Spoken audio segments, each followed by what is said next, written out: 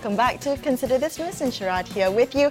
And this is what we want you to consider tonight, the debate surrounding smoking zones. So the Housing and Local Government Ministry has allocated 1 million ringgit to set up designated smoking huts in public areas such as food courts and parks. Now these smoking huts will have seats and ashtrays and will be covered with roofs.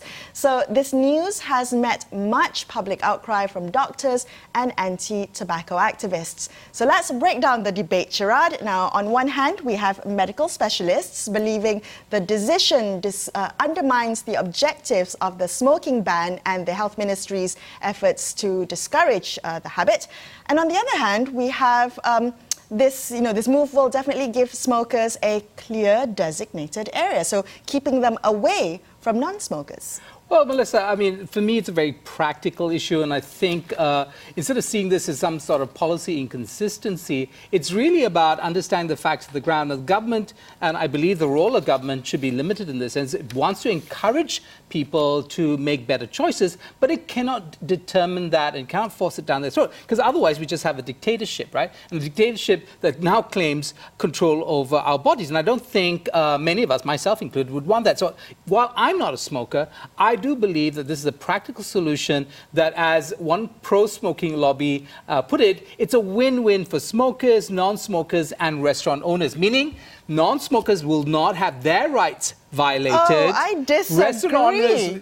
Well, okay, well, this is it. This is why it's very contentious, because I believe smokers have seen this move, or saw this move, when it was initiated, as an assault on their rights, of their right to make choices over their own bodies. Okay, all right. Well, let's break it down then. Okay, so I think on one hand we have the people saying that you're right. So this is kind of protecting smokers' rights, giving them a real kind of area for them to smoke, versus that 1 million ringgit. You've got the medical practitioner saying, well, 1 million ringgit could very well be used to kick this habit. Now, I disagree with you when you say that there's no policy inconsistency, because I see this very much as an inconsistency in policy. We have the Health Ministry trying to get Malaysians to quit, trying to spread awareness of to how this disease can impact, yes, and the public purse is being spent on this. Yes, but Melisa, you also understand, and we know, I think personally, friends and family members who know all the dangers, who are educated, aware of all the pros and cons of smoking,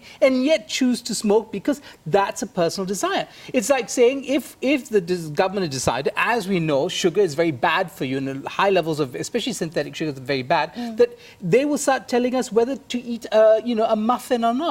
Now, the choices, it must be left. Philosophically, is this government for the rights of individuals to make choices of their bodies, given the information that's out there, that they can now smoke in an area that does not violate the rights of non-smokers, right, and allows restaurant owners a way of negotiating what has become a very difficult issue for them, which is to turn away or censure their own client or clientele because of the smoking habit, right? So it's been difficult, and I'm all for, personally, for the enforcement of the rules that exist, but the rules do not criminalize smoking beyond restaurants, and certainly doesn't criminalize smoking in many public areas. Right. So I hear you that the civil liberties should be protected, right? So government has no right to say you cannot smoke. That is a personal decision. However, where I disagree is the use of public funds or taxpayers' monies to enable this habit. Already we are using a lot of money for disease-related, I think smoking-related diseases is estimated to cost taxpayers 7.4 billion ringgit by the year 2025. Yes, but so does inaction, eating over sugar. I mean, there are many things that we do that cost the public purse because ultimately it leads to bad health. But the important thing is, I think this fixation with the 1 million ringgit, which is really just monies to create designated zones, maybe signage and so on and so forth. A hut? Yes, a hut, because you don't want people to be soaking in the rain. I mean, I think that is a sensible way of working. Singapore, which is phenomenally anti-smoking, also has created smoking zones.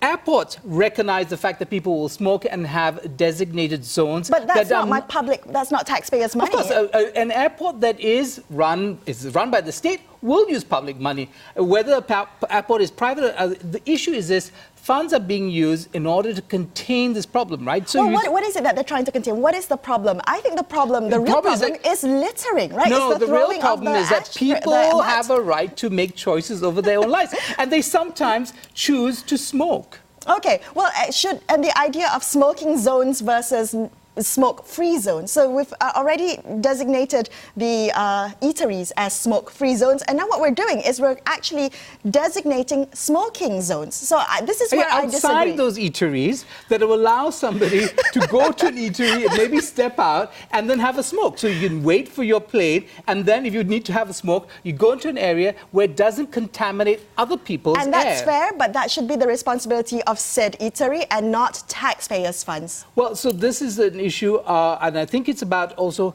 businesses, right? Yes. So do you want to put that burden on businesses when the economy is in a tough place? I think it's a healthy, sensible compromise. All right, well, there we go. The debate continues on Consider This. Unfortunately, that's all the time we have to debate this topic. We will be back same time tomorrow with more issues to discuss right here on Consider This. I'm Melisa Idris with me, Sharaad Kuttan, signing off for tonight. Thank you for watching.